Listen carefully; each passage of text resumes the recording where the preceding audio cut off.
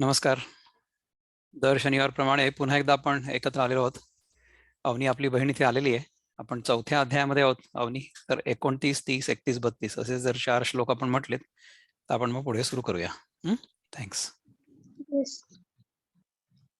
अपाने जुह्वति प्राणं प्राणे पानं तथा परे प्राणापानगतिरुद्ध्वा प्राणायामपरायणाः अपरे नियताहाराः प्राणान् प्राणेषु जुह्वति सर्वेऽप्येते यज्ञविदो यज्ञक्षपितकल्मषाः यज्ञशिष्टामृतभुजो यान्ति ब्रह्म सनातनम् नायल्लोकोऽस्त्ययज्ञस्य कुतोऽन्यः कुरु सत्तम एवं बहुविधा यज्ञा वितता ब्रह्मणो मुखे कर्मजान् विद्युतान् सर्वान् एवं ज्ञात्वा विमोक्ष्यसे.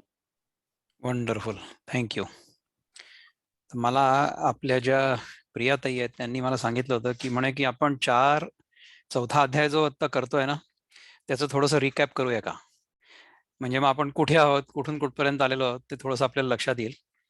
कारण की पुष्कळदा काय होतं की आपले काही लोक कधी येऊ शकतात, कधी नाही येऊ शकत, असा प्रॉब्लेम होतो. तर मी काय विचार केला की आपण विनोबांचा जो चौथा अध्याय आहे ना तो आपण आतापर्यंत जे सगळे जे श्लोक आहेत ते पुढच्या 5 मिनिटात आपण बघूया. म्हणजे मग आपण आतापर्यंत चौथ्या अध्यायात काय शिकलो ते कळेल. ठीक आहे. तर श्री भगवान काय म्हणाले, योग हा अविनाशी मी स्वय सूर्यास बोलिलो मनुस बोलिला सूर्य तो इक्ष्वाकुस त्यापरी. तर हा जो कर्मयोग आहे हा पहिले मी सूर्याला सांगितला. आणि सूर्याचा कर्मयोग आपण कसं आहे ते बघितलं होतं की सूर्य फक्त असतो, त्याला करायची काही गरज नाही, परंतु त्याच्या असण्यामुळे अनेक क्रिया घडताना आपल्याला दिसतात. त्या सगळ्या खरं सूर्यामुळे होत असतात, परंतु सूर्य करतोय असं आपल्याला जाणवत नाही. म्हणजे काय की सूर्याच्या जागी कर्ता भाव नाही. त्याप्रमाणे समजा आपण व्यवस्थित राहिलो आणि जर निस्वार्थ बुद्धीने कर्ता भाव न ठेवता कर्म केलं तर कर्म होताना दिसेल, परंतु ते कर्म आपण करतोय अशी भावना होणार नाही. तर हा कर्मयोगाचा सिद्धांत आहे की कर्मणीय अधिकार असते मा फलेषु कदाचन. है ना. आपण कर्म करू पण मा कर्मफल हेतुर्भू माते असंगा असतु अकर्मणी माते संघ असतो अकर्मणी असे ना. सो आपण कर्म करत राहू, आपल्याला अकर्मणी राहायचं नाहीये. We cannot be attach to inaction आणि कर्ता भाव पण नाही ठेवायचा, असं करायचं. तर हा सूर्य करू शकतो म्हणून याचं पहिले उदाहरण दिलं. अशा परंपरेतून हा राजर्षीचा लाभिला. राजर्षीचं म्हणजे हे जे सगळे ऋषी आहेत त्यांच्यामधले जे सर्वोत्तम ते राजर्षी, त्यांना लाभला. मग पुढे काळबळाने तो ह्या लोकी योग लोपला. मग काळामुळे कसं होतं की हे ज्ञान जरी असलं ना तरी सुद्धा ते ज्ञान अदृश्य होतं. म्हणजे आता बघा की आपल्या सगळ्यांना आपण असण्याबद्दलचं ज्ञान नाहीये का? आपण असण्याबद्दलचं ज्ञान जे आहे ना ते फंडामेंटल आहे. That is the only thing we are absolutely sure about. माझ्या असण्याबद्दल माझ्या मनामध्ये जी खात्री आहे तसं दुसरं काहीच नसतं, परंतु त्याच्या व्यतिरिक्त सगळ्या गोष्टी खऱ्या आहेत असं आपल्याला वाटतं आणि आपण त्यांच्या मागे पळत असतो. तर आपल्या जीवनातही आपण हा विसरून गेलेलो आहे. तर तसं हा काही काळानंतर हा योग जो आहे हा लोपला असं कृष्ण सांगतो. आणि आता तोच हा बोलिलो तुझं योग पुरातन, हा जो जुना योग आहे तोच मी तुला सांगतोय. जीवीचे गुज हे थोर तूही भक्त सखा तसा. तू माझा भक्त आहे तसा सखा पण आहे. त्यामुळे तुला मी हे जे गुज आहे म्हणजे माझ्या मनातलं जे सिक्रेट आहे ते तुला सांगतोय. तर मग अर्जुन म्हणतो की हा काळचा तुझा जन्म सूर्याचा तो तर पुरातन, तू बोललास आरंभी मी हे जाणू कसे बरे. आता सूर्य तर खूप जुना पुरातन आहे, तुझा तर जन्म आत्ताच आहे. म्हणजे ह्याचा अर्थ काय झाला की दुसऱ्या अध्यायामध्ये भगवंतांनी सांगितलं ना की अरे बाबा तू देह नाही आहे, तू आत्मा आहेस, ज्याचा ना कधी जन्म होतो ना ज्याचा कधी मृत्यू होतो. हे त्याला कळलंच नाही अजूनही. तो कृष्णाला देहरूपीच समजतोय आणि विचारतो हा प्रश्न.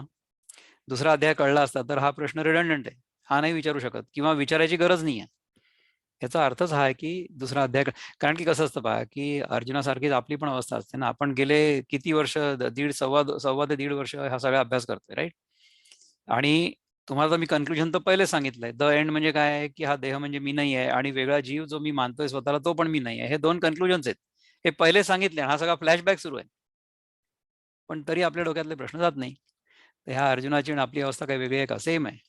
म्हणून मग भगवान तेच सिद्धांत वेगवेगळ्या दृष्टीने समजावून सांगण्याचा प्रयत्न करतात. मग भगवान म्हणतात की हे बघ, माझे अनेक ह्यापूर्वी झाले जन्म, तसे तुझे पण झाले. हे सगळे मी जाणतो, पण तू नाही जाणत. मी असूनही अजन्मा, मी निर्विकार जगत प्रभू. म्हणजे आता हे ईश्वर म्हणून सांगतोय. जगत प्रभू म्हणजे आय एम द ईश्वर. ईश्वर म्हणजे controller of everything on in this universe. आपल्याला हे सगळं जे जग खरं वाटतं की नाही, ते जग अकाट्य नियमांनुसार सुरू असतं, हे आपल्याला लक्षात येतं. जर आपण त्याच्याकडे लक्षपूर्वक बघितलं, लक्ष देऊन बघितलं, तर आपल्याला असं लक्षात येतं की हे सगळं जग जे आहे ना, ते असं अव्याहत सुरू आहे. Natural laws are immutable and they have been going on for ever. Laws of physics, laws of chemistry, laws of biology, law of karma, everything is eternal. हे सारखं चालूच आहे. ह्याच्यामध्ये कुठेही गडबड होत नाही. गडबड जी होते ते आपल्या डोक्यामध्ये होते, आपल्या मनामध्ये होते, कारण की आपल्याला समजतच नाही की आपण काय करतो. असूनही अजन्माही निर्विकार जगत प्रभू, माझीच प्रकृती वेढुनी मायेने जन्मतो जणू. मायेची चादर आपण ओढली की आपण दृश्य होतो. म्हणजे अदृश्यापासून दृश्य होण्यासाठी मायेची आवश्यकता आहे. माया म्हणजे काय? माया म्हणजे द्वैत. द्वैत म्हणजे मी अनुभव घेणारा आणि माझ्या अनुभवात येणारं जग, याला म्हणतात द्वैत. The observer and the observed, this is द्वैत. When does that happen? When I wake up. आपण जेव्हा झोपेत असतो तेव्हा where is the differentiation between the observed आणि observer? There is no difference, right? तर जेव्हा आपण जागृतावस्थेमध्ये असतो ना, तेव्हा खरं आपल्याला माया वेढत असते. आपण जेव्हा गाढ निद्रेत असतो ना, तेव्हा खरं तर आपण ब्रह्मस्वरूप असतो. परंतु वी आर नॉट लिबरेटेड. म्हणून आपली तेव्हा झोपेमध्ये समाधी नसते झालेली. झोप झाल्यानंतर झोपून जेव्हा आपण उठतो तेव्हा आपण पुन्हा त्या चक्रामध्ये अडकतो. माझीच प्रकृती वेढुनी मायेने जन्मतो जणू, असं कृष्ण सांगतो. ठीक आहे. त्याच्यानंतर गळूनी जात असे धर्म, ज्या ज्या वेळेस अर्जुना अधर्म उठतो भारी, तेव्हा मी जन्म घेत असे. यदा यदा ही धर्मस्य ग्लानिर्भवती भारत. हे आता श्लोक आपल्याला माहिती आहे. हे महाभारत सिरियल मध्ये यायचं ना, आठवत आहे? नंतर मग काय, राखाव्या जगी संता, दुष्टा दूर कराव्या, परित्राणाय साधूनाम, विनाशाय दुष्कृताम. हाही श्लोक आपल्याला माहिती आहे. स्थापया पुन्हा पुन्हा धर्म जन्मतो मी युगी युगी. राईट? जन्मकर्म अशी दिव्य, जो माझी नीट ओळखे, देह गेल्या पुन्हा जन्म न पावे भेटणी मज. म्हणजे आता if you understand this properly, तुम्हाला जर हे कळलं की टाइम इज अन इल्युजन. गेल्या आठवड्यामध्ये आपण एक व्हिडिओ रिलीज केला पहा, त्याच्यामध्ये काळ म्हणजे काय याच्याबद्दल आपण चिंतन केले. तर त्याच्याबद्दल थोडं जरा सूक्ष्मतेने तुम्ही चिंतन करा की काळाचं भान आपल्याला केव्हा होतं. काळाचं भान आपल्याला होतं आपण समजा बदल अनुभवला तर. आणि बदल कसा अनुभवतो? बदल घडतोय असं आपल्याला कसं वाटतं? का वाटतं? कारण की आपल्या मनामध्ये जुन्या एका घटनेची स्मृती असते आणि त्या स्मृतीशी आपण आत्ताचा जो अनुभव आहे ना, तो कम्पेअर करतो. आणि मग आपल्याला असं लक्षात येतं की there has been a change, and because of that change, because we observe the change, because of our memory, the illusion of time gets created. काळाचा जन्म बदलाचा अनुभव झाल्यामुळे होतो. परंतु बदल तर भूतकाळ आणि भविष्यकाळ किंवा भूतकाळ आणि वर्तमान काळ ह्याच्यामध्ये आपल्याला जाणवतो ना. आता मला सांगा की तो भूतकाळ जो आहे तो आता अस्तित्वात आहे का? अस्तित्वात नाही आहे. तर त्या भूतकाळाची जी स्मृती आहे ना, त्या स्मृतीमुळे काळाचा जन्म होतो. समजा भूतकाळामधली स्मृतीच नसली, which is what happens every night. रोज रात्री तेच तर होतं आपल्या जीवनामध्ये. We completely forget who we are. आपण किती वेळ झोपलो होतो हे आपल्याला उठल्यानंतर घड्याळ बघितल्याशिवाय कळेल का? नाही कळत. Because there is no mind, so there is no experience of change. So the time disappears. Time is nothing. Time is zilch. There is no such thing as time. Time is an illusion created by our memory, by our mind. आपल्या मनामुळे काळाचा जन्म होतो. हे कळायला ना, sometimes it is very difficult. म्हणजे असं वाटतं की हा कॉन्सेप्ट आहे. हा कॉन्सेप्ट नाही आहे, हे सत्य आहे. ह्याच्या व्यतिरिक्त आपल्याला जे काही वाटतं तो कॉन्सेप्ट आहे. म्हणजे मी देह आहे हा कॉन्सेप्ट आहे. माझं नाव विक्रम पत्तरकिने आहे हा कॉन्सेप्ट आहे. मी पुरुष आहे हा कॉन्सेप्ट आहे. हे सगळे बदलू शकतात. माझं नाव मी बदलू शकतो. माझ्या देहावर मी शस्त्रक्रिया केली तर माझा देह पुरुषाचा स्त्री होऊ शकतो किंवा आणखी काही होऊ शकतो. सो पण विल आय चेंज? म्हणजे मी जो आहे, मी जो खरा मी आहे त्याच्यामध्ये बदल घडू शकतो का? नाही घडू शकत. आधी एकेकाळी मी लहान मुलगा होतो, नंतर मग मी टीनेजर झालो, नंतर मी तरुण झालो, नंतर मी प्रौढ झालो. ह्या चारही गोष्टी ज्या आहेत ना, ह्या माझ्या अनुभवामध्ये आहेत. माझ्यामध्ये काही बदल नाही घडलेला आहे. माझ्या अनुभवामध्ये हे सगळे बदल घडल्याचा मला अनुभव आला माझ्या आत. So I experience this change within me, and because of this experience of change time is born. म्हणून मग मला असं वाटतं की आता मी 60 वर्षाचा झालो. माझं शरीर 60 वर्षाचं झालंय. आणि खरं तर हे शरीर पण 60 वर्षाचं नाही आहे. म्हणजे कसं आहे पहा, की ह्या शरीरामधले जे आत्ताचे अणुरेणू आहेत, त्यांचा कधी जन्म झाला होता का? त्यांचा कधी मृत्यू होऊ शकतो का? नाही होऊ शकत. म्हणजे तुम्ही जर अगदी सूक्ष्म सूक्ष्म सूक्ष्म सूक्ष्म विचार केला तर आपल्याला असं वाटतं की हा देह म्हणजे मी आहे. आता हा देह म्हणजे काय? या देहाच्या आतमध्ये अवयव आहेत. म्हणजे माझे डोळे आहेत, नाक आहे, कान आहे, तोंड आहे, जीभ आहे, पोट आहे, अमुक आहे, तमुक आहे, अनेक गोष्टी आहेत, राईट? तर त्या म्हणजे मी आहे का? नाही. त्यांचा समूह म्हणजे मी आहे का? ते सगळं बदलतंय ना सारखं. आता बघा की त्या अवयवांच्या आतमध्ये छोट्या छोट्या पेशी असतात, सेल्स, इंडिव्हिज्युअल सेल्स, राईट? तर त्या पेशी ज्या असतात ना, त्याच्यात काय असतं, त्याच्या आतमध्ये पहिले मॅक्रो मॉलिक्युल्स असतात, म्हणजे मोठे मोठे मॉलिक्युल्स, म्हणजे प्रोटीन्स, कार्बोहायड्रेट्स, फॅट्स वगैरे अशा प्रकारचे जे मॉलिक्युल्स आहेत ना, they are polymers, they are huge molecular weight. प्रत्येक एका मॉलिक्युलर वेट मिलियन्स मध्ये पण असू शकतं. DNA, RNA, अमुक तमुक किती गोष्टी असतात. आता त्याच्यापेक्षा सूक्ष्म जर आपण विचार केला तर त्याच्यामध्ये काय असतं, इंडिव्हिज्युअल ॲटम्स असतात, म्हणजे कार्बन असतो, हायड्रोजन असतो, ऑक्सिजन असतो, नायट्रोजन असतो, फॉस्फरस असतो, all kinds of things are पूर्ण पिरियडिक टेबल असतं. आता त्याच्या आतमध्ये जर आपण गेलो बघायला की काय आहे, तर त्याच्यामध्ये प्रत्येक ॲटमच्या आतमध्ये एक मध्ये न्यूक्लियस असतं छोटंसं, आणि त्या न्यूक्लियसच्या भोवताली इलेक्ट्रॉन्स फिरत असतात इकडून तिकडे. जसं आपल्या सूर्याच्या भोवती ग्रह फिरतात ना, तशा प्रकारे जो अणूचा केंद्रबिंदू असतो त्याच्या भोवताली जे इलेक्ट्रॉन्स असतात, म्हणजे नेगेटिव्हली चार्ज पार्टिकल्स, ते फिरत असतात. आता काय आहे त्याच्यामध्ये पहा बरं, तुम्ही विचार करा. त्याच्यामध्ये जे हे ऊर्जेचे कण असतात ना, त्या ऊर्जेच्या कणांचा जो साईज असतो, जो आकार असतो, जे त्यांचं डायमेन्शन, त्या मानाने त्यांच्यामधलं जे अंतर असतं ते खूप जास्त असतं. म्हणजे तुम्ही विचार करा की जसा हा सौर आपला सिस्टम आहे ना, त्याला म्हणतात, काय म्हणतात की सौर सौर सौर काय म्हणता येईल, सूर्यमंडल म्हणू आपण, चला सूर्यमंडल. तर हे सूर्यमंडल म्हणजे सोलर सिस्टम जो आहे, त्या सोलर सिस्टम मध्ये सूर्य मध्यभागी आहे, ठीक आहे. आणि त्याच्यापासून मग एका ऑर्बिटमध्ये देयर इज मर्क्युरी, व्हेनस, अर्थ, मार्स वगैरे अमुक तमुक इथे सगळे 10 प्लुटो पर्यंत ग्रह आहेत, राईट? तर तुम्ही समजा दूरनं बघितलं, दूरनं म्हणजे खूप दूरनं जाऊन बघितलं, तर मग काय दिसेल की मध्ये एक असा सूर्य आहे आणि त्याच्या भोवती हे सगळे फिरतात, just like in an atom. म्हणजे काय, ॲटम मध्ये पण तसं असतं. आपण ऍक्च्युली काय बघतोय माहितीये का? We are looking at 99.9999999% space, emptiness. तर आपलं हे शरीर जे आहे ना, हे दिसायला असं दिसतंय सॉलिड, परंतु इट इज बेसिकली एम्प्टीनेस. आणि त्याच्यामध्ये ज्या पॉझिटिव्ह आणि निगेटिव्ह चार्जेसचं एकत्रीकरण झालेलं आहे ना, त्याच्यामुळे हे शरीर सॉलिड असण्याचा आपल्याला अनुभव येतोय.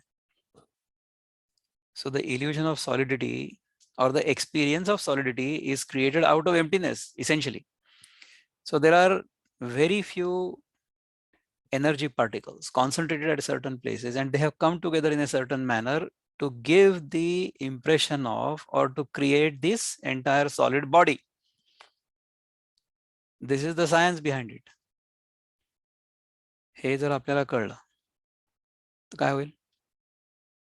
हा देह म्हणजे it's a collection of different things. आधी पण ह्या गोष्टी होत्या, त्या एकत्रित आल्या आणि त्याच्यामध्ये मी असण्याचा मला अनुभव येतोय. त्याच्या आतमध्ये मी आहे असं मला वाटतं आणि बाहेर जग आहे असं मला वाटतंय. हा सगळा खेळ तयार होतोय. केव्हा? जेव्हा मी जागा होतो आणि आपल्या देहाशी माझं तादात्म्य होतंय तेव्हा.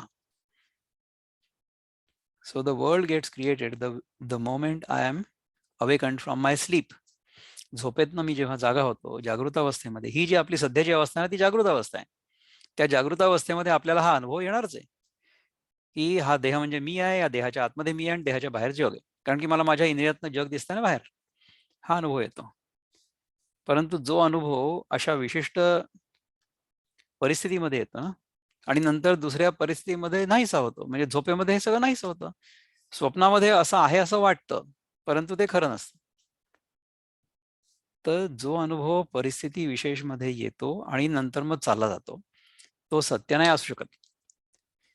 आणि जो अनुभव न कधी सुरू होतो न कधी संपतो, जो नेहमी असतो, तो जो अनुभव आहे, तो म्हणजे मी आहे.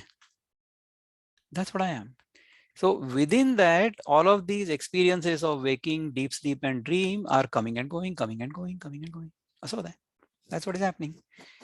If we understand ourselves in this manner, if we realize our own true nature as this, in this manner, then देह गेल्या पुन्हा जन्म न पावे भेटून निवज. कारण की आपण देहासोबत तादात्म्य करणार नाही. ज्या क्षणी हा देह मी नाही आहे असं मला कळलं आणि ह्या देहासोबत माझी अटॅचमेंट संपली, माझी आसक्ती आणि देहबुद्धी संपली, त्या क्षणी मी जीवनमुक्त आहे. विचार करून बघा. कारण की देहासोबत तादात्म्य आपण रोज रात्री सोडतो ना, परंतु ती जीवनमुक्ती नसते. कारण की तो जो अनुभव आहे आपला, तो अनअवेअरनेस मध्ये येतो, जाणीवेत नाही येत आपल्या. हे जे आपलं खरं स्वरूप आहे, आनंद स्वरूप, त्याचा अनुभव आपल्याला येतो झोपेमध्ये, परंतु जाणीवपूर्वक नाही येत. ही समस्या आहे. तर आपल्याला जर हा अनुभव जाणीवपूर्वक आला, त्याला म्हणतात समाधी. आणि हा जर अनुभव सारखा टिकला आणि ह्या अनुभवामध्येच आपण सगळं जग बघितलं, तर काय होईल की हे जग आपल्याला जे जागृत अवस्थेमध्ये दिसतंय ते देखील सारखं बदलतंय असा आपल्याला अनुभव येईल. आणि ते मोस्टली एम्प्टी आहे, मोस्टली एम्प्टी. त्यात काही काही छोटे छोटे एनर्जी पार्टिकल्स आहेत, ते कधी कधी एकत्र येतात आणि त्यांच्यामुळे आपल्याला हे जग असं आहे असं दिसतं. म्हणजे कसं की आपण सिनेमाच्या पडद्यावर नाही का दृश्य बघतो अनेक प्रकारची, ती दृश्य खरंच असतात का? नाही. त्या दृश्यांमुळे त्या पडद्याला काही होतं का? त्याच्यावर काही परिणाम होतात का? नाही होत. परंतु तो पडदा नसला तर ते दृश्य दिसतील का? नाही दिसू शकत. That is what our pure consciousness is. That is what our essential nature is. Unless that is there, the rest of the show is not possible. जागृतावस्था, निद्रावस्था, स्वप्नावस्था, ह्या तीनही अवस्था जोपर्यंत ती तुर्यावस्था म्हणजे जी चौथी अवस्था असं म्हणतात, परंतु it is the basis, fundamental basis on which all these three are superimposed, or within these three, within that super consciousness, or within that consciousness, these three levels or these three states are experienced. So these three states are appearances and the consciousness is fundamental, absolute. त्याला तुर्यावस्था म्हणतात. आपल्याला ह्या शब्दांच्या जंजाळामध्ये नाही अडकायचंय, परंतु आपल्याला फक्त आपल्या अनुभवावर लक्ष द्यायचं आहे की माझ्या अनुभवामध्ये जागृत अवस्था येते, माझ्या अनुभवामध्ये निद्रावस्था येते आणि माझ्या अनुभवामध्ये स्वप्नावस्था येते. त्यामुळे मी जेव्हा जागा होतो तेव्हा सांगू शकतो की मला काल रात्री खूप चांगली झोप आली होती, पण मध्ये मध्ये ना स्वप्न पडली. आता हा जागृत अवस्थेतला विक्रम पत्रकीने जो तो तर झोपेत नव्हता, ही वॉज नॉट देअर. स्वप्नामध्ये पण नव्हता, तो नव्हता. तर ह्या तिन्ही अवस्थांना बघणारा जो आहे तो खरा मी आहे. त्या खऱ्या मी मध्ये विक्रम पत्रकीने नावाचं इल्युशन तयार होतं ड्युरिंग द वेकिंग आवर्स. विचार करा. तुम्हाला मी पुष्कळदा सांगितलंय, पुन्हा एकदा सांगतो की डोंट टेक विक्रम पत्रकीने सिरियसली. विक्रम पत्रकीने इज मिथ्या. You are the truth. तत्वमसी. प्रत्येकाने विचार करा. विक्रम पत्रकीने बाहेर आहे असं वाटतंय तुम्हाला, परंतु त्याचा अनुभव तुम्हाला तुमच्या हात येतोय. So you are experiencing me within you. Think. It's very subtle. नाही तृष्णा भय क्रोध माझ्या सेवेत तन्मय झाले ज्ञान तपे चोख अनेक मज पावले. ज्याला आपल्या स्वरूपाची ओळख झालेली असेल ना, त्याला तृष्णा म्हणजे क्रेविंग, भय म्हणजे फिअर आणि क्रोध अजिबात नसेल आणि तो माझ्या सेवेत तन्मय. म्हणजे as an individual we will be serving the totality.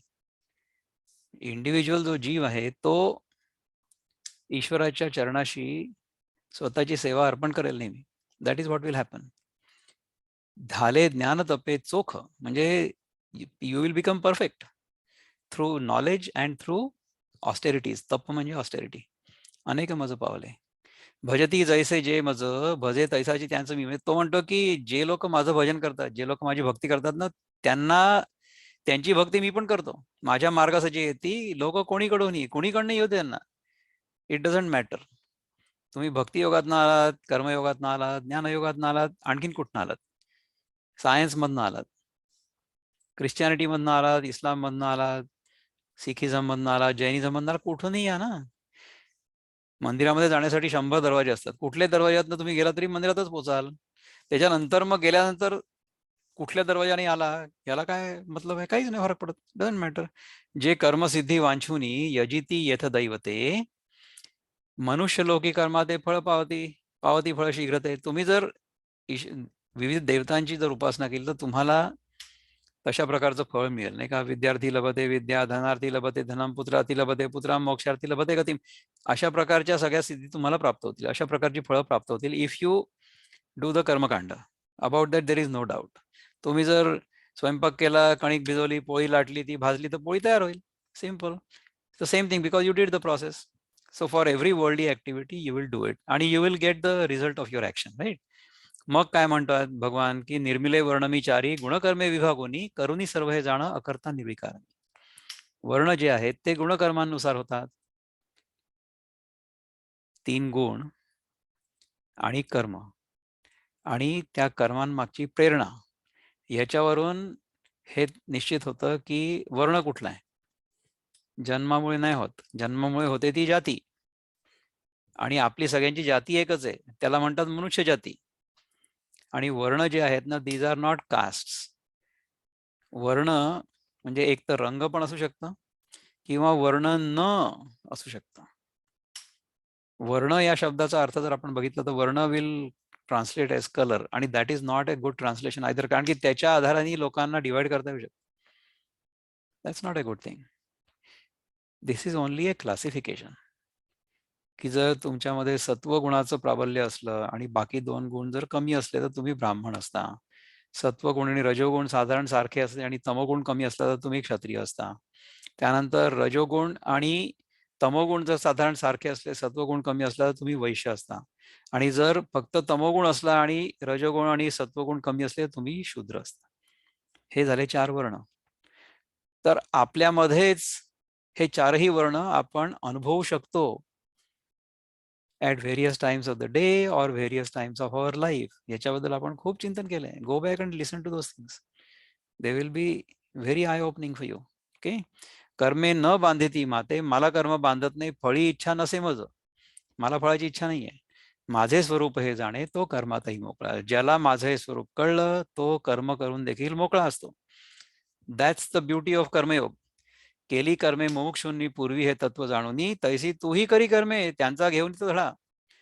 आधीच्या लोकांनी जशा प्रकारे हा कर्मयोग केला त्यांच्या जीवनावरनं आपण शिकायचंय आणि तसंच कर्म आपण पण करायचंय, हे भगवान सांगतायत. त्यांच्याकडनं धडे घ्या आणि करा. नेणती जाणते तेही काय कर्म कर्म हे, तुझं सांगतो कर्म जाणूनही सुटशील तू. कर्म आणि अकर्म आणि विकर्म ह्या काय गोष्टी आहेत हे मी तुला आता सांगतो. ते जाणलं की तू सुटशील. सामान्य कर्म जाणावे विकर्म ही विशेष जे, अकर्म तेही जाणावे विकर्माचे कर्माचे तत्व खोल हे.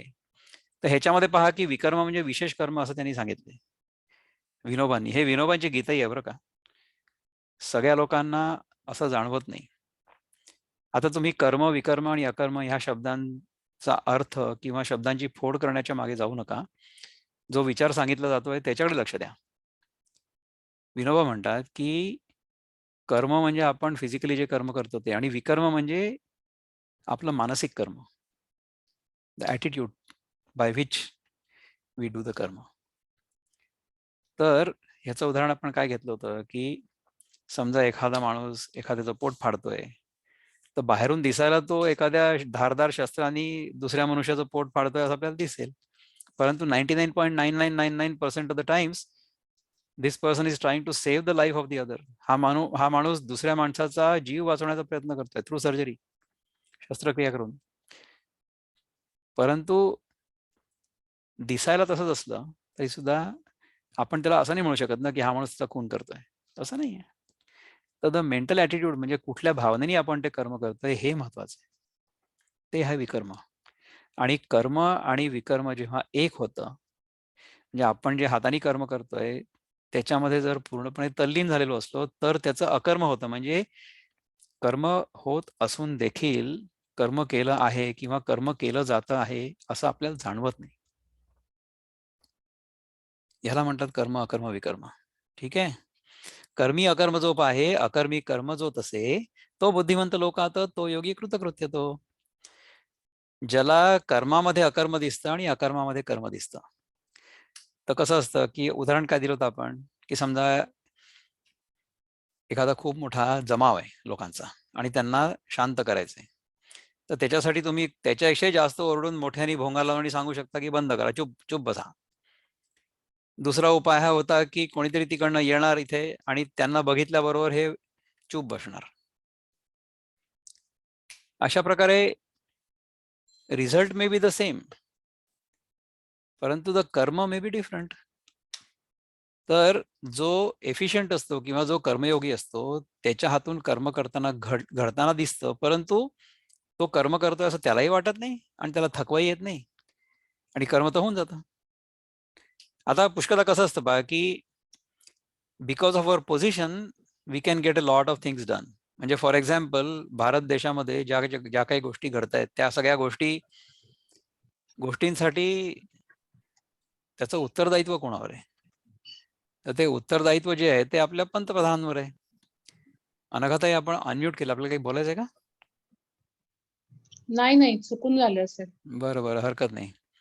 तर जो अकर्मात कर्म बघतो आणि कर्मात अकर्म बघतो तो खरा योगी आहे कृतकृत्य. कृतकृत्य म्हणजे ज्याच्या मनातून कर्म करण्याची इच्छा निघून गेलेली आहे. म्हणजे मी कर्म करतोय ही भावना निघून गेलेली आहे. कर्म करण्याची इच्छा निघून गेली असं नाही म्हणणार मी, पण कर्ता भावाची जी आपली चुकीची कल्पना असते ना, अहंकार विमूढात्मा कर्ता हा मिती म्हणण्यात आपण म्हटलं ना, ती चुकीची कल्पना गेलेली असते. दॅट इज द योगी.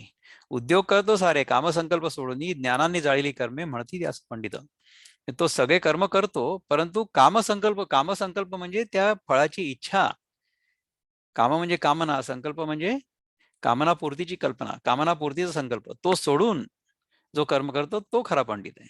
नित्यतृप्त निराधार न राखे फलवासना, गेला घडून कर्मात तरी काही करीची ना. तो अजिबात फलवासना राखत नाही आणि तो घडून जातो कर्मामध्ये आणि त्याला असं वाटतं की आपण काही करत नाही. संयमी सोडून सर्व इच्छेसह परिग्रह, शरीरेची करी कर्म दोष त्यास न लागतो. जो संयमी असतो तो सर्व इच्छेसह परिग्रह सगळं सोडून देतो तो आणि शरीराने कर्म करतो, त्याला दोष नाही लागत. मिळे त्याची करी गोळ न जाणे द्वंद्व मत्सर, फळो जळो जया एक करूनही न बांधला. म्हणजे कर्म जर फळलं किंवा जळलं तरी त्याला फरक नाही पडत, तो बांधला नाही जाऊ शकत. ज्ञानात बैसली वृत्ती संग सोडून मोकळा, यज्ञार्थ करीतो कर्म जाय सर्व जिरून इथे. समजा आपली वृत्ती ज्ञानात असली, ज्ञानात बैसली वृत्ती, ज्ञानात कुठल्या ज्ञानात? मी कोण आहे ह्या ज्ञानामध्ये. तसं जर झालं तर संघ सोडून मोकळा होईलच ना. Because the pure self is निर्लेप, त्याच्यावर कशाचा लेप होऊच नाही शकत.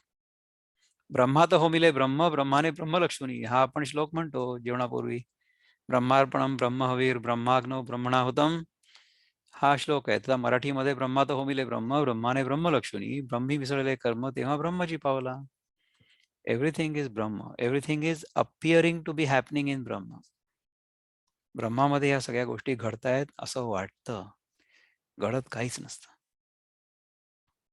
हे जर कळलं ना तर आपण या जगामध्ये कर्म करू, आपल्याला जे करण्याची गरज आहे ते करू, परंतु त्याच्यापासून अलिप्त राहू असं होईल.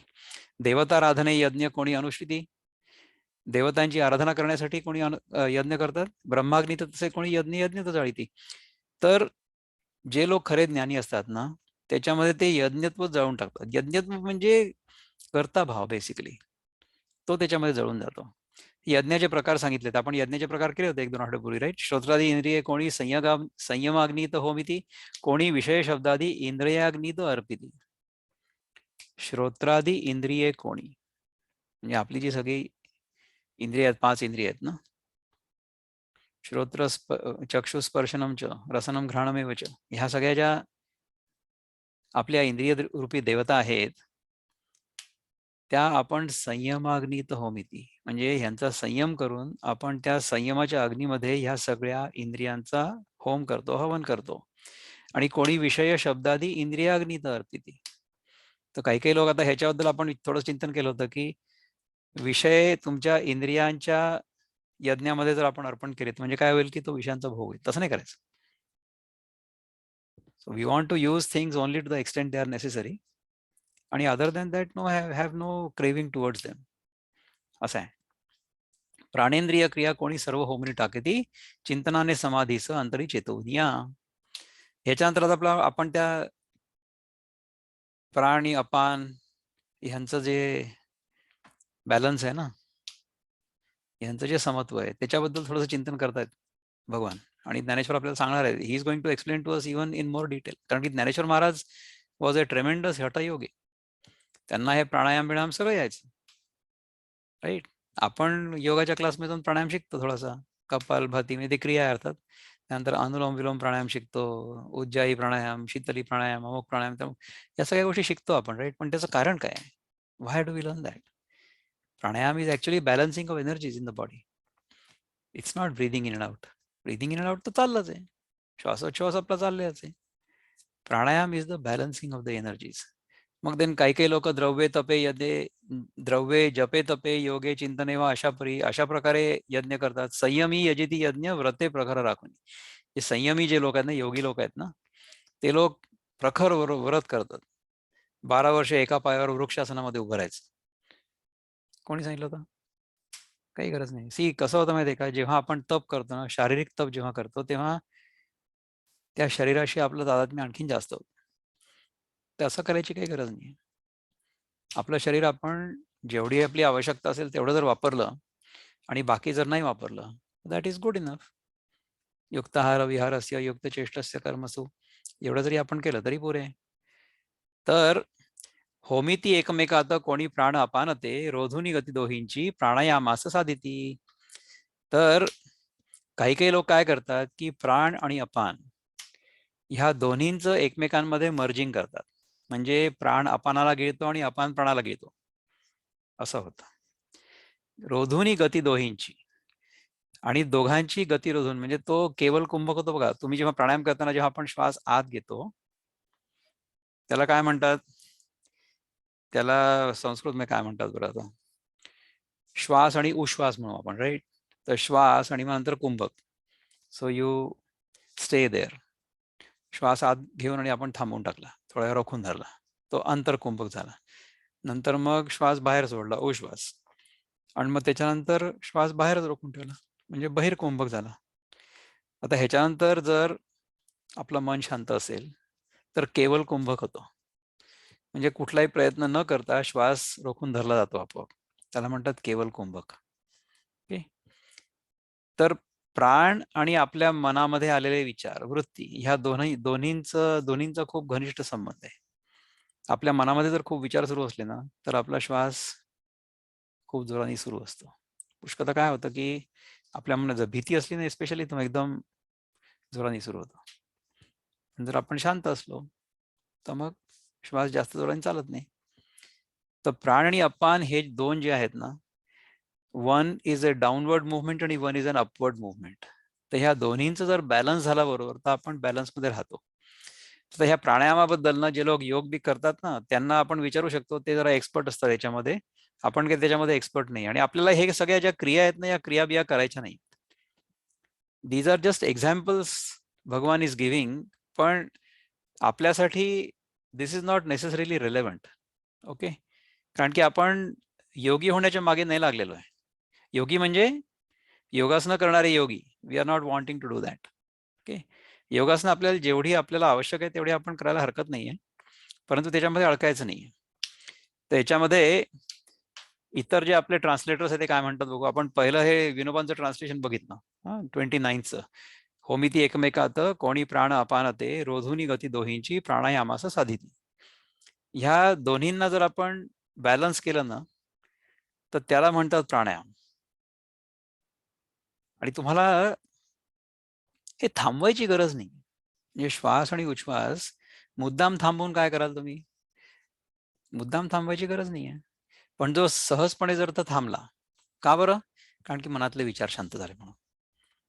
तर प्राणायाम आपोआप होतो बरं का. म्हणजे यम नियम आणि आसन जर आपण केले अष्टांग योगामधले तर प्राणायाम आपोआप होतो असा माझा अनुभव आहे. आता मी ही स्क्रीन स्टॉप करतो, शेअर करतो. आता दुसरा जो आपला किशोरजींचा मुक्त छंदामधला श्लोक आहे तो बघू. 29वा. कोणी मिसळती प्राणात अपान, कोणी मिसळी अपानात प्राण, कोणी रोधुनी श्वास कुंभक करीती, कोणी रोधुनी श्वास कुंभक करीती, प्राणायाम परायण ह्या ते म्हणती. म्हणजे जे लोक अशा प्रकारे प्राण आणि अपान यांना बॅलन्स करू शकतात त्यांना प्राणायाम परायण यांना असं म्हणतात. तर ह्याच्यामध्ये वृत्तबद्धामध्ये हे ट्रान्सलेशन माझ्याकडे नाही आहे, त्यामुळे will go directly to what Prabhupada has to say. So let's go share the screen with Prabhupada. So where is that? इथेच पाहिजे ना, गीताईवाल्या याच्यामध्येच प्रभुपादांचं पण ट्रान्सलेशन आहे. It's in a different screen. So let me see where it is. Chapter 4. दिसतंय का तुम्हाला? दिसायला पाहिजे. अपाने जुह्वति प्राणम, प्राणे पान तथा परे, प्राणापान गती रुद्ध्वा प्राणायाम प्रायणा. तर आपल्याला प्रभुपाद काय सांगतात हे बघा. Still others who are inclined to the process of breath restraint to remain in trance practice by offering the movement of the outgoing breath into the incoming and the incoming breath into the outgoing, and thus at last remain in trance, stopping all breathing. Others, curtailing the eating process, offer the outgoing breath into itself as a sacrifice. तर अशा प्रकारच्या गोष्टी आपण करू शकतो, नाही असं नाही आहे. परंतु त्या गोष्टी आपण कराव्या किंवा नाही कराव्या, किंवा आपण काय करावं किंवा आपल्याला काय झेपतंय ते बघावं आणि मग ते करावं, नाही का. तर 29व्या श्लोकाबद्दल ज्ञानदेवांनी 3 ओव्या केल्या. ते म्हणजे माझ्याकडे 3 ओव्यांचं ट्रान्सलेशन आहे. मी तुम्हाला सांगतो की एक अपान अग्नीचे मुखात प्राणाच्या आहुती देतात, म्हणजे ते साधतात प्राणायाम रेचकाने. हा, ते रेचक, पूरक, कुंभक असे आहेत ती.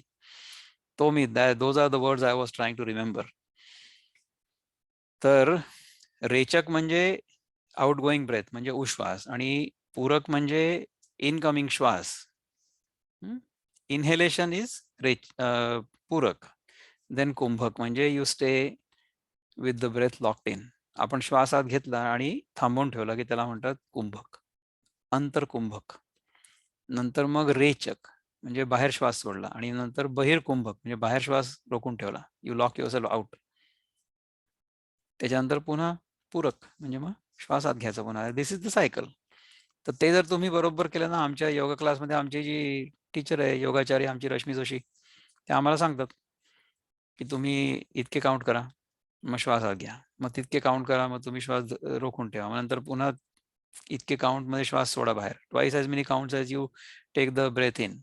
नंतर मग तेवढे काउंट्स पुन्हा बाहेर धरून ठेवा श्वास. हे सगळं करायला हरकत नाहीये आणि ह्या सगळ्यांचा उपयोग होतो, ह्याच्याबद्दल काहीच वाद नाहीये. परंतु ह्याच्यामध्ये अडकायचं नाहीये, हे सांगण्याचा उद्देश आहे, हा सांगण्याचा उद्देश आहे. उलट काही प्राणाग्नीत हवन करीती अपानाप्रत, म्हणजे ते साधतात प्राणायाम पूरकाने. म्हणजे बघा, पूरक जो आहे तो इन्हेलेशन, राईट. जर तुमचं एक्सेलेशन आहे, तुम्ही त्या इन्हेलेशन मध्ये डिझॉल्व्ह केलं, तर कसं करायचं? ते जे प्राणायाम शिकवतात ना त्यांच्याकडे जाऊन शिका. मी नाही शिकवू शकत, कारण की मला येतच नाही ते. ठीक आहे, आपल्याला जे होतं ते होतं. प्राणायाम करायचा असतो, प्राणायाम करावा लागतो, पण श्वासोच्छ्वास जो आहे ना तो होतो आपोआप. त्याच्याबद्दल आपण एकदा बोललो होतो, राईट. प्राणायामामध्ये कर्तभाव आहे, पण श्वासोच्छ्वासामध्ये कर्तभाव नाही. आपण जर सहज राहिलो तर साधा जो रोजचा दैनंदिन क्षणोक्षणी होणारा जो श्वासोच्छवास आहे ना, तो प्राणायामच होईल. So if you do the yama niyama and asana, pranayama will happen. That's what will happen. ठीक आहे. हे अभ्यासाने साधती कोणी दोघांच्याही गती, निरोधोनी स्थिर होती प्राणायामी म्हणती तया. So those are called प्राणायामी.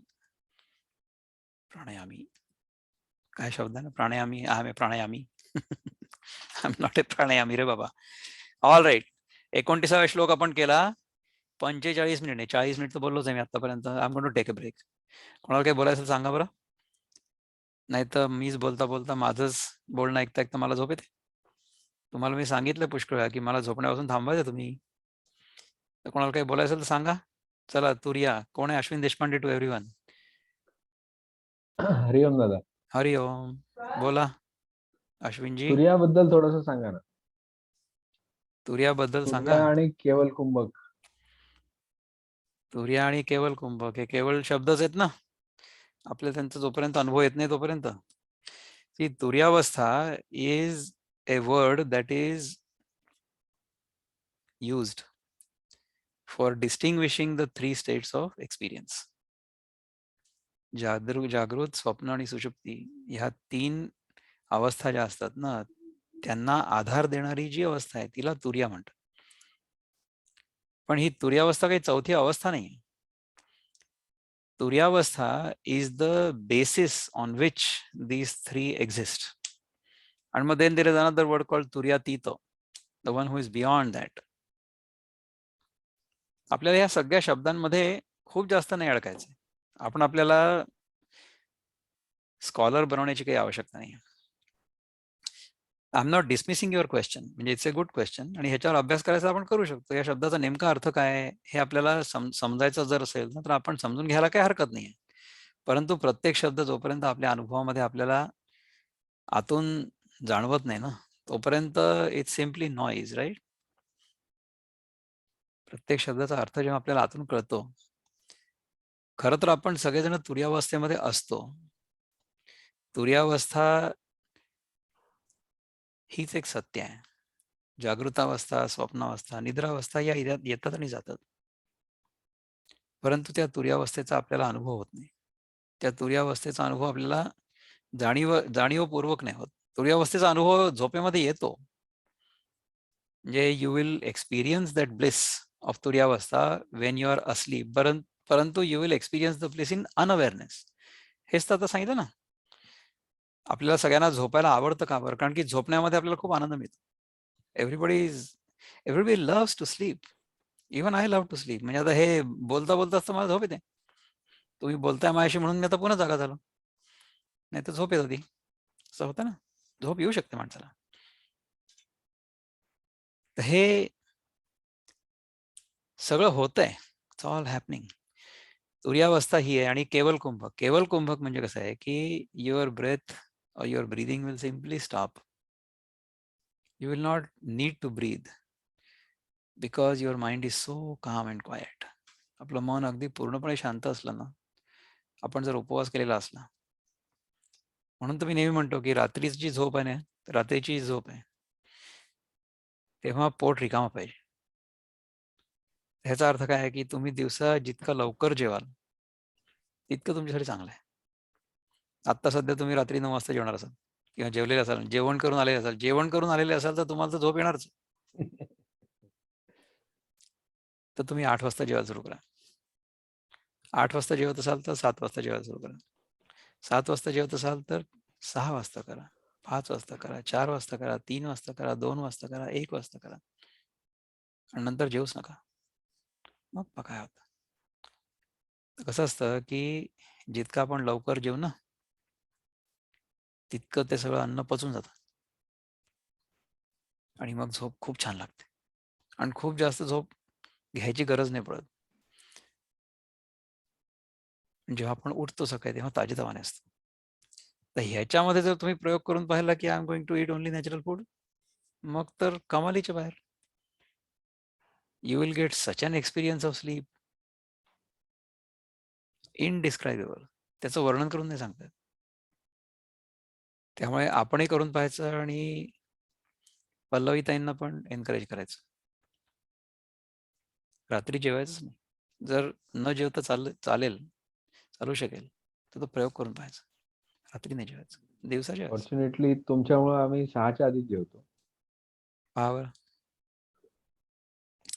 तर जो आधी 9 वाजता जेवत होता तो आता थोडा सुधारला, तो 6 वाजता जेवतो.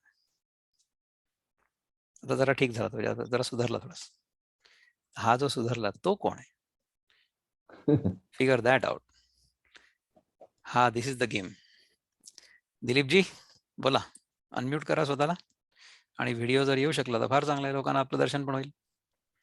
व्हेरी हो, गुड. नमस्कार. नमस्कार, बोला. किती छान वाटतं आपल्याला बघून. Welcome to America. Thank you very much. बोला. अमेरिकेमध्ये एक फ्लाइट एक आमचं सामान उशिरा आलं म्हणून एक दुसरी कनेक्टिंग फ्लाइट सुटली. त्यांनी So काय फरक पडतो? आपण जिथे पोहोचायचं तिकडे पोहोचलो इव्हेंच्युअली. आतापर्यंत आपण काय बोलत होतो की टाइम इज एन इल्युजन. बरोबर. बोला, काय म्हणताय? कसं काय, म्हणजे तुम्हाला मला एक सांगा. प्रश्न काय होता सांगा. प्रश्न हा होता की आपण म्हणतो की शरीर हे मी नाही. हा. शरीर is a vehicle and I am the हो. ड्रायव्हर. येस. पण मला हे कळत नाही की जेव्हा हे तोपर्यंत ठीक आहे जोपर्यंत तुम्हाला शरीराला काही व्याधी झाली नाहीये. हा. आणि जेव्हा तुमच्या शरीराचा तुमचा हात पाय दुखायला लागला तर मग हा. यू कॅनॉट से की माझं शरीर आहे, दुखू दे हात पाय, काही हरकत नाही. So you feel that you our body and you our body and body is you. ज्याच्यामध्ये करेक्ट. तुम्ही हे करू शकत नाही, डिफरन्शिएट नाही करू शकत. करेक्ट. ठीक आहे, आता आपण करू त्याच्यावर चिंतन थोडं. चांगला प्रश्न आहे हा. It's a good question. So ते लेट्स एक डू दॅट. म्हटलेलं आहे, शरीरम माध्यम खलु खलु धर्म धर्म साधनम. साधनम.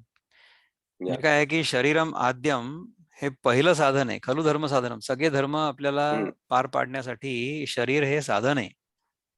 बरोबर. साधन आहे ना. सो इट्स एन आता उपकरण. साधनच दुःखद समजा असेल तर मग definitely you cannot differentiate yourself. You cannot, you always feel that your body, not the. Correct. पण तसं ड्रायव्हर आधीपासून होतं का? नाही ना. नाही तर. हा, याचा अर्थ काय झाला की जेव्हा आपल्या शरीरामध्ये दुःख तयार झालं तेव्हा निसर्गाने आपल्याला सांगण्याचा प्रयत्न केला की हे तुमचं दुखतंय, हे का बरं दुखतंय तुम्ही बघा, आणि try to figure out some way to fix it. दुःख होण्यामागचं जे कारण आहे ना, शास्त्रीय कारण, ते हे आहे की आपलं लक्ष तिकडे वेधलं जावं आणि आपण त्याच्यावर काहीतरी उपाययोजना करावी. ही त्याच्या मागची निसर्गाची इच्छा असते. जर तुम्ही निसर्गाच्या नियमांप्रमाणे राहिलात, जर आपण सगळेजण निसर्गाच्या नियमांप्रमाणे राहिलो, तर आपल्याला सविताताई, आपण अनम्यूट केल्या, स्वतःला काही बोलायचं का? नाही दादा, तुमचं होऊ देत, नंतर बोलते. हा, मग तोपर्यंत मग म्यूट करून. नाही तर काय होतं की डिस्टर्बन्स येतो मागणं. तर दुःख होण्याचं कारण सांगतो, उदाहरण देऊन सांगतो म्हणजे मग कळेल. समजा आपण कुठेतरी धडपडलो आणि आपला हातपाय मोडला, समजा हाड मोडलं. तर समजा आता माझा हाड इथे मोडलंय, इथे समजा हाड मोडलं चुकून, काहीतरी झालं, म्हणजे अपघात झाला समजा, आपण तर हाड मोडलं. तर काय होतं की ह्या जागी हा हात जो आहे ना, हा असा सुजतो. म्हणजे आत्ता तर हात असा नॉर्मल दिसतो, राईट, तर तो एवढा मोठा होतो, सूज आहे त्याला, इन्फ्लेमेशन. तर ती सूज आली की खूप दुखतं. तर का बरं दुखतंय? एक तर सूज येते. सूज कशा करता येते? ते सूज म्हणजे नॅचरल प्लास्टर आहे. सुजलेलं असलं ना की मग आपण तो हात हलवणार नाही, तो हलणारच नाही. तर जर आतमध्ये हाड मोडलेलं असेल तर ती जागा हलवू नये, हा निसर्गाचा नियम आहे. It is better not to move that place. आणि जर हलवलं तर आपण आणखीन दुखेल, तो होईल ना. आता जेव्हा एखाद्या जागी दुःख होत असतं ना, तेव्हा काय होतं माहितीये का, की आपलं लक्ष सारखं तिकडे जातं. म्हणजे बघा, समजा एखादा दात आपला तुटलेला असेल किंवा दातामध्ये दुखत असेल तर आपली जीभ सारखी तिकडे जाते, असं होतं बघा. दुसरी एक गोष्ट सांगतो की समजा आता आपण खूप वेळपर्यंत आपल्या कॉम्प्युटर स्क्रीनवर बघत राहिलो ना, तर काय होतं की डोळे लाल होतात. का होतात लाल? कारण की आपली सगळी जी ऊर्जा आहे आणि जी प्राणशक्ती आहे ना, ती डोळ्यांमध्ये एकवटते. Because we are using the eyes for doing something. तर ज्या गोष्टीमध्ये लक्ष देण्याची आवश्यकता असते ना, त्या गोष्टीकडे आपल्या जे शरीरातली जी ऊर्जा असते, प्राणशक्ती असते, ती तिकडे केंद्रित होते. तर समजा एखाद्या जागी दुखत असलं तर आपलं लक्ष तिकडे जातं ना सारखं. आपलं लक्ष तिकडे जात असल्यामुळे आपली ऊर्जा तिकडे फोकस होते. का बरं होते? कारण की ती ऊर्जा तिकडे केंद्रित झाली त्याच्यावर, त्या दुःखाच्या जागी, की मग ती दुःखाची जागा बरी व्हायला मदत होते. So the pranic energy tries to heal that location faster by focusing attention on it. असा हा निसर्गाचा नियम आहे. पण जेव्हा ते होत असताना तेव्हा आपल्याला खूप ट्रॉमा होतं, म्हणजे वाईट वाटतं, की असं का बरं होतंय? हे याच्यासाठी होतंय की तुम्ही त्या जागेकडे थोडंसं लक्ष द्या, त्याची थोडीशी काळजी घ्या, म्हणजे मग तुम्हाला बरं वाटेल. असं जर आपण राहिलो, म्हणजे होपफुली देवाच्या कृपेने आपल्यावर असे प्रसंग येऊ नयेत. पण समजा आले, तर त्यांच्याकडे बघण्याचा दृष्टिकोन हा असावा, की इथे जे मला दुःख होतंय, ते दुःख माझ्या कल्याणाकरता आहे. कारण की ते दुःख मला त्या जागेकडे लक्ष देण्याची प्रेरणा देते. समजा हे दुखलंच नसतं किंवा ती सूज आलीच नसती, तर काय झालं असतं? मग ती जागा हलली असती ना आणि मग आतली जखम आणखीन चिघळली असती. असं झालं असतं. त्यामुळे दुःख होणं हे आवश्यक आहे. सी, दुःख होणं इज आवश्यक because it is a self preservation instinct. समजा आपण आगीवर हात ठेवला किंवा एखाद्या गरम वस्तूच्या जवळ हात गेला तर आपल्याला भाजायला पाहिजे. नाही भाजलं तर काय होईल, की ती सगळी त्वचा जळून जाईल, आपल्याला सेन्सेशनच नाही येणार ना. असं होतं ना पुष्कळदा. समजा ॲनेस्थेशिया दिलेला असला आणि समजा एखादी गरम पाण्याची पिशवी आपल्या पायाजवळ असली तर पाय पूर्ण जळून जाईल, आपल्याला कळणारच नाही. असं माझ्या एका बहिणीचं झालं होतं. ही खोटी गोष्ट नाही, काल्पनिक गोष्ट नाही. बाळंतपणामध्ये तिला ॲनेस्थेशिया दिला होता आय गेस. तिला सी सेक्शन वगैरे झालं असेल तेव्हा. आणि तिच्या पायावर गरम पाण्याची पिशवी ठेवली होती. तर तिचा बिचारीचा पाय जळून गेला. तिला कळलंच नाही कारण की ॲनेस्थेशिया होता. होतं ना. तर जर आपलं लक्ष नसलं तर जास्त इजा होऊ शकते. म्हणून दुःख आवश्यक आहे. आता हे उदाहरण आपण आपल्या जीवनातल्या अनुभवांवर लागू करू. की समजा आपल्याला एखाद्या रिलेशनशिपमध्ये दुःख होत असेल. then try to figure out की what is causing that trauma. Try to fix the problem. समजा बेबनाव झालेला असेल कोणा दोन व्यक्तींमध्ये, तर तुम्ही जाऊन क्षमा मागू शकता. समजा जर तुमच्याकडनं काही चूक झालेली असेल तर तुम्ही मोठ्या मनाने क्षमा मागा किंवा क्षमा करा, नाही का? ते जर शक्य नसेल तर तुम्ही तिथपासून थोडंसं दूर व्हा.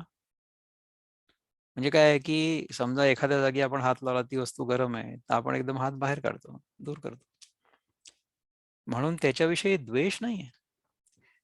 अग्नीमुळे हात भाजतो हे जर कळलं आपल्याला, तर त्याच्यामुळे आपल्याला अग्नीविषयी द्वेष निर्माण होईल का? नाही. कारण की अग्नीची ती क्वालिटी आहे. अग्नीची ती कॅरेक्टरिस्टिक आहे. अग्नीचा तो स्वभाव आहे, जाळणं. तर ते जर आपल्याला कळलं, तर आपण तिथनं हात मोकळा करू, दूर करू. त्याप्रमाणे आपल्याला जर कळलं, की हे सगळं जे जग आहे, हे it's a trap. This Maya, this whole appearance of the world is a trap. हे जर कळलं, मग काय होईल की आपण 4 हात दूर राहू त्याच्यापेक्षा. असं होईल. तसं होत नाही. आपल्याला जगाच्या खऱ्या स्वरूपाची ओळख होत नाही. त्यामुळे आपण त्याच्यामध्ये अडकतो. It's a pleasurable activity. To engage in the world is pleasurable. इंद्रियांचा जेव्हा विषयांशी संयोग होतो, तेव्हा सुखाची अनुभूती होते ना. There is pleasure. That is how the world propagates, or that's how the world perpetuates. असं. This is also law of nature. आजच सकाळी कोणीतरी माझं बोलणं सुरू होतं, तेव्हा म्हटलं की इंद्रियांचा विषयांशी संयोग झाल्यावर जी सुखाची अनुभूती होते, त्याच्यामुळे जग चालतं. ते जर तसं नसतं होत, तर मग जग चाललंच नसतं. So that is nature's law. त्याच्यामुळे मग काय होतं की प्रवृत्ती आणि निवृत्ती या 2 गोष्टी तयार होतात. आणि प्रवृत्ती आणि निवृत्तींच्याच बळाने जगाचं रहाटगाडगं चालत असतं. That is what happens. दुःख होणं इज नेसेसरी. दुःख कशामुळे होतं याचा विचार करा आणि ते दुःख निवारण करण्याचा प्रयत्न करा. परंतु पुष्कळदा काय होतं की आपल्याला कळतच नाही की कशामुळे काय होतं. We just don't understand. I can tell you the fundamental cause of all misery or all dukkha or all pain or all sorrow. The fundamental cause of all pain, all sorrow is ignorance. Ignorance is the root cause. समजा आपल्याला व्यवस्थित एखाद्या वस्तूचं ज्ञान असलं ना तर आपण ती गोष्ट तशीच करू ना व्यवस्थित, नाही का? आपल्याला जर हा आयफोन कसा चालवायचा माहिती असलं तर आपण ते शिकून घेऊन तसं चालवलं तर मग चांगला चालेल तो. पण जर ते नसलं तर मग इतकं चांगलं आपल्याजवळ डिव्हाइस आहे पण ते आपल्याला काही व्यवस्थित वापरता येत नाही, असं होईल. तर आपलं शरीर आणि आपलं मन आपल्याला अतिशय उत्तम उपकरणं मिळालेली आहेत निसर्गाच्या कृपेने, पण ती कशी चालवायची हे आपल्याला कळत नाही, म्हणून त्यांच्यामध्ये बिघाड होतो. आता ह्या आयफोनमध्ये बिघाड काय होतो की समजा तुम्ही अनलिमिटेड डाउनलोड्स केले तर हे जॅम होऊन जाईल. तुम्ही व्हॉट्सअपमधनं तुम्हाला हजारो मेसेजेस येतात आणि त्याच्यासोबत तुमचे व्हिडिओज येतात आणि ऑडिओज येतात आणि इमेजेस येतात, म्हणजे फोटो येतात लोकांचे, व्हिडिओज वगैरे सगळे ना. तुम्ही जर ते सारखे डाउनलोड केले आणि इरेज नाहीच केले, डिलीट नाही केले तर काय होईल? इव्हेंच्युअली तो आयफोन आहे 64 MB आहे, 64 GB सॉरी, तर ते 64 GB फुल होईल ना इव्हेंच्युअली, नाही का? तुम्ही अनलिमिटेड ते डाउनलोड नाही करू शकत, फुल होईल. मग त्याच्यानंतर तुम्ही काहीच नाही करू शकणार त्याच्यासोबत, इट विल गेट जॅम्ड. मग काय करायचं? You have to delete it. This is what happens to us. आपण काय करतो की आपण अनेक गोष्टी डाउनलोड करतो या शरीरामध्ये आणि मग ते शरीर जॅम होतं. त्याच्यासाठी उपाय काय? त्याच्यासाठी उपाय आहे प्रत्याहार. योगामध्ये सांगितलं आपल्याला 5वं अंग योगाचं. आतापर्यंत आपण काय केलं? यम, नियम, आसन, प्राणायाम. आता प्राणायामामध्ये 5वं प्रत्याहार. प्रत्याहार म्हणजे अँटी आहार. जेवढी गरज असेल तेवढा आपण आहार घ्यायला हरकत नाही. त्याच्यापेक्षा जास्त जर आहार घेतला तर मग हे अनलिमिटेड डाउनलोडमुळे हा सिस्टम जॅम होतो, मग त्याच्यामध्ये व्याधी निर्माण होतात, असं होतं. तो ह्या सगळ्या गोष्टी ना एकमेकांशी निगडीत, दे आर ऑल इंटररिलेटेड. त्याच्यासाठी जर आपल्याला आणखीन जास्त चिंतन करायचं असेल ना तर तुम्ही आमच्या सत्व कार्यक्रमामध्ये या. त्याच्यामध्ये तुम्हाला तर माहिती आहे त्याच्याबद्दल. I think you have already you know about it. So by all means check that out. दोघा जणांनी हात वर केले आणि त्यांना बोलायचं. तर कोण कोण आहे? I think why don't you unmute yourself and say. कोणी सांगितलं होतं कोणाला? मी केला होता. हा, अश्विन नाही, Rajan. Ranjan Marathe. Ranjan, yes, great, nice to see you. हा, दर्शन देऊ शकतो नाईस का? To see you. म्हणजे पहा असेल तर ओके, नाही तर नाही, okay, no problem, go head. Of course. नमस्कार. Great, so nice to see you. So nice to see you too. फक्त एवढंच की एक just a thought came to mind की like pain is a feedback, right? Feedback Yes. मिळालं नाही तर आणि त्याच्यावर काम केलं नाही तर, म्हणजे माझ्या मित्राच्या वडिलांना झालेलं की त्यांना डायबिटीज झाला, like, and it started progressing to that level की 500 वगैरे ब्लड शुगर झाली. तर आय डोंट बिलीव्ह, पण लाईक नर्व सेन्सेशन गेलं. So like because of that he didn't even like कळलं पण नाही त्यांना की हार्ट अटॅक येऊन गेला. So like if that is that connection, right? If you ignore it, don't work on it, then ते अजून अवघड होऊन जाईल. Exactly. So pen is necessary आणि the body will give us all kind of signals. पण आपण जर signal तोडण्याची सवय लावली तर मग इतके सिग्नल तुटतील की शेवटी आपली गाडी क्रॅश होईल, कारण की आपल्याला कळणारच नाही की आपण इतक्या दूर चाललो गेलो. That's what will happen. Right. Yup. तर ते सिग्नल्स एवढंच काय मत. असतात, ते सिग्नल्स कसे ओळखायचे आणि त्या सिग्नल्सला कसं पाळायचं, ह्या सगळ्याचं जे अनुभवजन्य मार्गदर्शन आहे ते आम्ही सत्व कार्यक्रमामध्ये करतो. तर त्याच्यामध्ये पुष्कळशे लोक येतात आपल्यासोबत आणि त्यांना तशा प्रकारचा अनुभव येतो. म्हणजे जे लोक आम्हाला जे नियम आमच्या अनुभवात कळले, आम्ही जे काही प्रयोग केले त्याच्यातनं, आणि हे सगळे आधुनिक विज्ञानाच्या आधारावर, म्हणजे everything is based on modern science. So all of this thing is completely scientific. The whole thing is scientific process. So we learn what happens when we do certain things. Those results are common to all of them because the rules are common. निसर्गाचे नियम सामान्य आहेत सगळ्यांसाठी. मी काही तयार नाही केले ते. तर जर आपण निसर्गाच्या नियमांप्रमाणे राहिलो त्याप्रमाणे जर आपण जीवन आपण चालवलं तर आपल्याला जीवनाचा अनुभव खूप सुंदर येऊ शकतो. हा माझा अनुभव आहे आणि माझ्या ज्या 2 बहिणी माझ्यासोबत काम करतात, पूजा आणि श्वेता, त्यांचा अनुभव आहे. आणि माझे अनेक जे बंधू-भगिनी आहेत, की ज्यांनी ह्या कार्यक्रमाचा लाभ घेतलेला आहे, त्यांना पण तो आलेला आहे. अशा प्रकारचा अनुभव आपल्या सगळ्यांना यावा आणि त्या अनुभवात आपण नेहमी सगळ्यांनी राहावं, एवढी प्रार्थना करून आजच्या पुरता मी आपल्या वाणीला विराम देतो आणि पुढच्या शनिवारी आपण पुन्हा भेटूया. नमस्कार.